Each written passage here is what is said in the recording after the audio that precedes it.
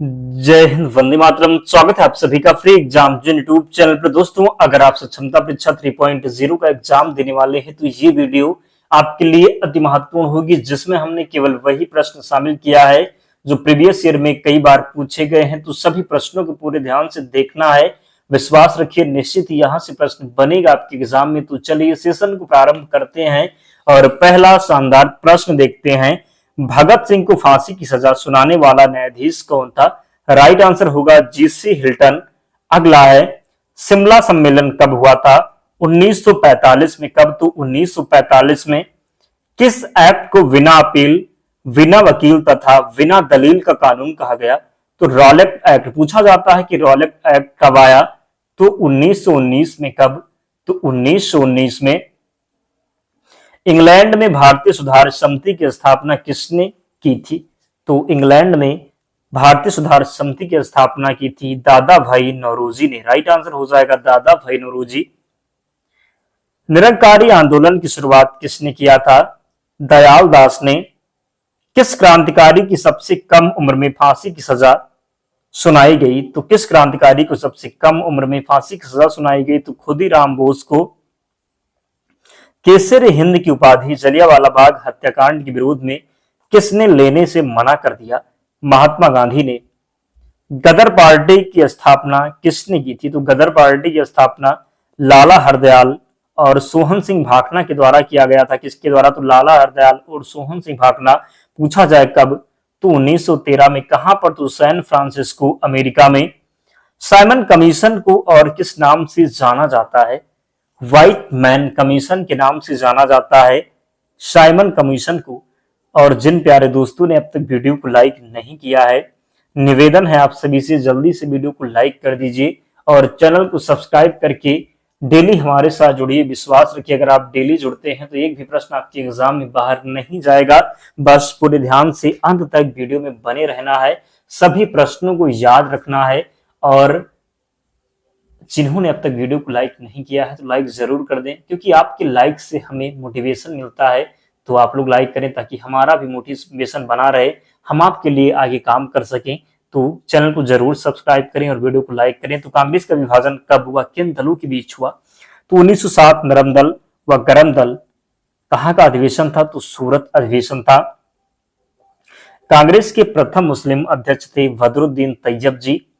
मराठा साम्राज्य के संस्थापक कौन थे? शिवाजी थे मराठा साम्राज्य के संस्थापक। शिवाजी द्वारा लगाए गए दो कर कौन से थे? तो चौथ सरदेश मुखी। क्या? तो शिवाजी के द्वारा लगाए गए दो कर थे चौथ सरदेश मुखी। स्वतंत्र भारत के प्रथम गवर्नर जनरल कौन थे? माउंट बेटन थे स्वतंत्र भारत के प्रथम गवर्नर जनरल। रंगीला बादशाह किसे कहा जाता है? मोहम्मद शाह को। ईरान का नेपोलियन कहा गया है नादिर शाह को। मुगल दरबार में आने वाला प्रथम अंग्रेज कौन था? तो मुगल दरबार में आने वाला प्रथम अंग्रेज था कैप्टन हॉकिंस। कौन? तो मुगल दरबार में आने वाला प्रथम अंग्रेज था कैप्टन हॉकिंस।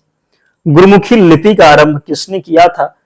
गुरु अंगद के द्वारा गुरुमुखी लिपि का जो है आरंभ किया गया था। प्रथम गोलमेज सम्मेलन कब हुआ था? तो 17 नवंबर 1930 को। फोर्ट विलियम कॉलेज की स्थापना किसने किया था? तो वेलेजली के द्वारा फोर्ट विलियम कॉलेज की स्थापना की गई थी। भारत में पहली बार सार्वजनिक निर्माण विभाग की स्थापना किसने किया? तो डलहौजी ने। किसने? तो डलहौजी ने। अजमेर में मेयो कॉलेज की स्थापना किसने किया था? मेयो ने। किसने? तो मेयो ने। भारत के उद्धारक की संज्ञा किसे दी गई? रिपन को दी गई। महात्मा गांधी के राजनीतिक गुरु कौन थे? गोपाल कृष्ण गोखले। लंपट मूर्ख किसे कहा जाता था? जहांदार शाह को। तात्या टोपे का वास्तविक नाम क्या था? रामचंद्र पांडुरंग। डंडा फौज का गठन किसने किया था? चमनदीप पंजाब के द्वारा। जलियांवाला बाग हत्याकांड में जनरल डायर का सहयोग करने वाले भारतीय कौन थे? तो हंसराज था। कौन? तो जलियांवाला बाग हत्याकांड में जनरल डायर का सहयोग करने वाला कौन था? तो ये था हंसराज। मेवाड़ में भील आंदोलन का नेतृत्व किसने किया था? मोतीलाल तेजावत के द्वारा। फॉरवर्ड ब्लॉक संस्था की संस्थापक कौन थी? सुभाष चंद्र बोस। खालसा पंथ की स्थापना किसने किया था? गुरु गोविंद सिंह ने। ताजमहल के वास्तुविद कौन थे? उस्ताद ईसा खां और उस्ताद अहमद लाहौरी थे। ताजमहल को बनाने में इस्तेमाल किया गया संगमरमर कहां से लाया गया था? मकराना, राजस्थान से। आगरा का मोती मस्जिद किसने बनवाया था? शाहजहां ने बनवाया था आगरा का मोती मस्जिद। शाहजहां के समय आने वाले फ्रांसीसी का नाम क्या था? फ्रांसिस वर्नियर और टर्वनियर। शाहजहां के दरबार में संस्कृत के कौन से पंडित मौजूद थे? कबींद्र, आचार्य सरस्वती और जगन्नाथ पंडित। कवि जगन्नाथ पंडित ने किसकी रचना की थी? तो रसगंगाधर तथा गंगा लहरी की। किसने उपनिषदों का अनुवाद फारसी में करवाया था? तो दारा शिकोह ने। उपनिषदों का फारसी अनुवाद किस नाम से करवाया गया? तो सर ए अकबर के नाम से। लौह एवं रक्त नीति का पालन किसने किया था? बलबन ने। तुगलक वंश का संस्थापक कौन था? तो गयासुद्दीन तुगलक। भारत के संविधान में भारत को किस रूप में वर्णित किया गया है? तो राज्यों का संघ। संघ लोक सेवा आयोग के सदस्यों की नियुक्ति किसके द्वारा की जाती है? राष्ट्रपति के द्वारा। राष्ट्रपति अपना त्यागपत्र किसे प्रस्तुत करता है? तो उपराष्ट्रपति को। भारत के अटॉर्नी जनरल की नियुक्ति कौन करता है? तो भारत का राष्ट्रपति। भारत में सार्वभौम वयस्क मताधिकार किसके द्वारा प्रदान किया गया है? तो भारत के संविधान के द्वारा। किसके द्वारा? तो भारत के संविधान के द्वारा। जब संविधान के अतिक्रमण के लिए राष्ट्रपति पर महाभियोग चलाना हो तब आरोप किसके द्वारा लगाया जाएगा? तो संसद के किसी भी सदन के द्वारा। भारत में संसदीय ढांचे में दो अस्थायी सदनों का नाम बताइए? तो लोकसभा और विधानसभा। भारतीय संविधान के अनुसार कौन युद्ध की घोषणा करने अथवा शांति की स्थापना करने के लिए वैधानिक रूप से सक्षम है? तो राष्ट्रपति। क्या लोकसभा राज्यसभा द्वारा धन विधेयक के लिए की गई सिफारिशों को मानने को बाध्य है? तो नहीं। लोकसभा स्पीकर अपना पद कब छोड़ देता है? तो लोकसभा स्पीकर अपना पद कब छोड़ देता है? तो नई लोकसभा की प्रथम बैठक से ठीक पहले। कब? तो नई लोकसभा की प्रथम बैठक से ठीक पहले लोकसभा स्पीकर अपना पद छोड़ देता है। भारत के संविधान के अनुच्छेद 352 के अधीन राष्ट्रपति द्वारा आपात उद्घोषणा कब की जा सकती है? मंत्रिपरिषद के लिखित परामर्श पर। लोकतांत्रिक संस्थाओं के विकास के लिए कौन सा कारक आवश्यक है? तो सही उत्तर होगा व्यक्तिगत अधिकारों के प्रति सम्मान। क्या हो जाएगा? तो लोकतांत्रिक संस्थाओं के विकास के लिए कौन सा कारक आवश्यक है? तो व्यक्तिगत अधिकारों के प्रति सम्मान।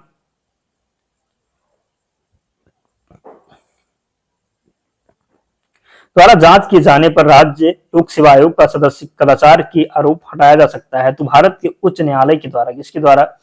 तो भारत के उच्च न्यायालय के द्वारा। अगला है, भारत का कुल क्षेत्रफल कितना है? तो 32,87,263 वर्ग किलोमीटर। भारत के स्थल सीमा कौन से देश लगे हैं? तो भारत के स्थल सीमा से बांग्लादेश लगा है, चीन लगा है, पाकिस्तान, नेपाल, बर्मा, भूटान। भारत की जल सीमा किन देशों से मिलती है? तो मालदीव से मिलती है, श्रीलंका से मिलती है, बांग्लादेश, म्यांमार और पाकिस्तान से। कर्क रेखा किन राज्यों से होकर गुजरती है?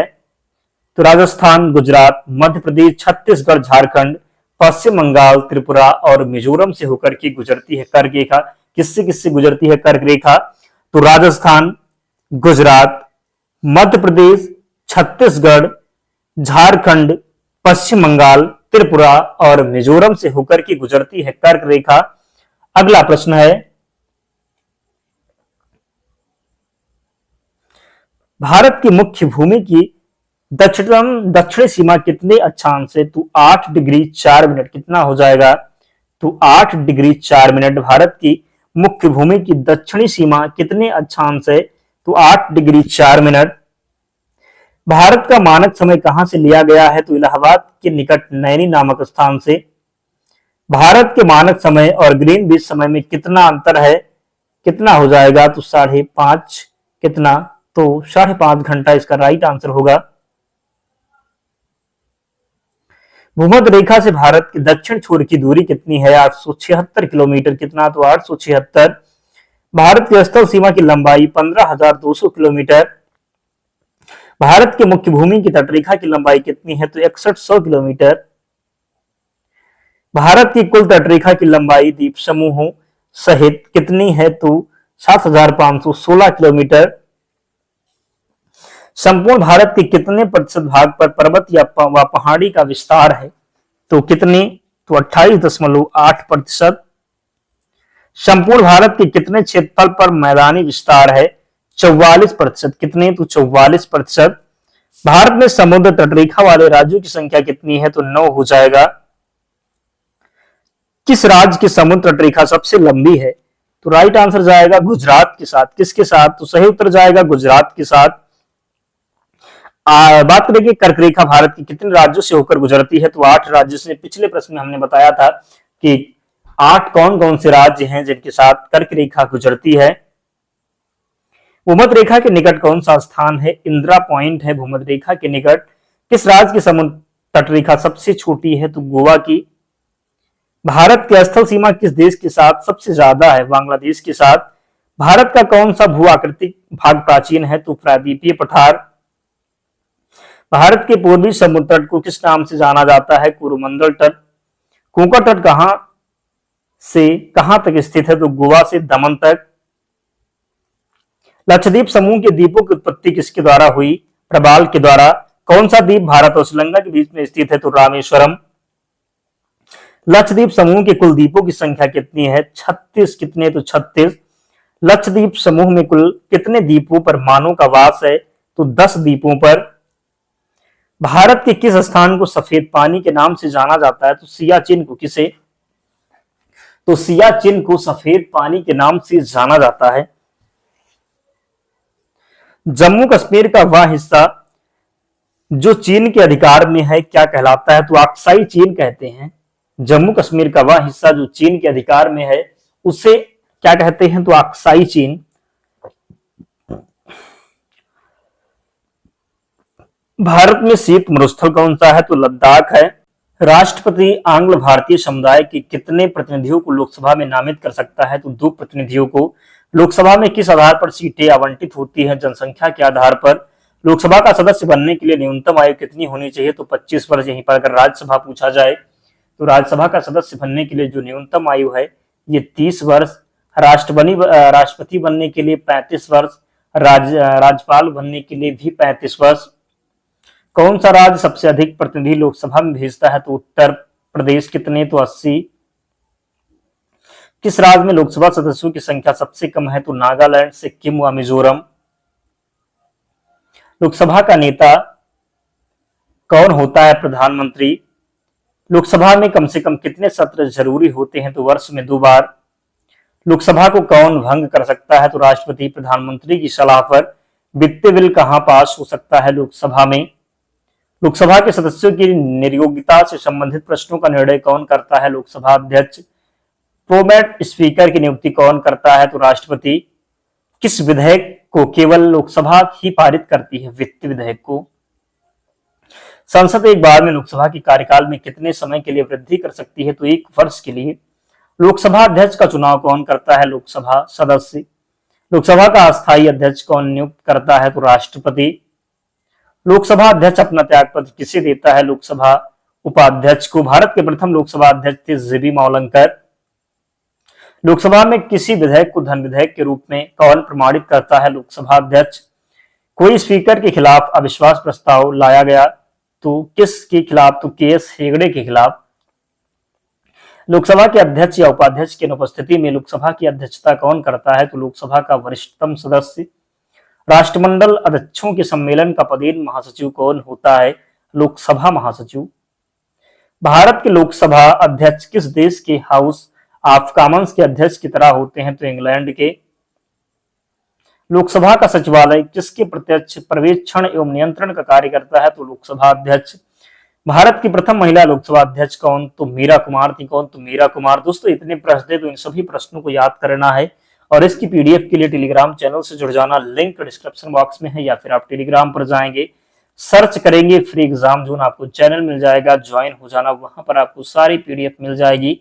तो मिलते हैं नेक्स्ट वीडियो में, तब तक पढ़ते रहिए, ध्यान रखिए अपना, स्वस्थ और सुरक्षित रहिए। जय हिंद।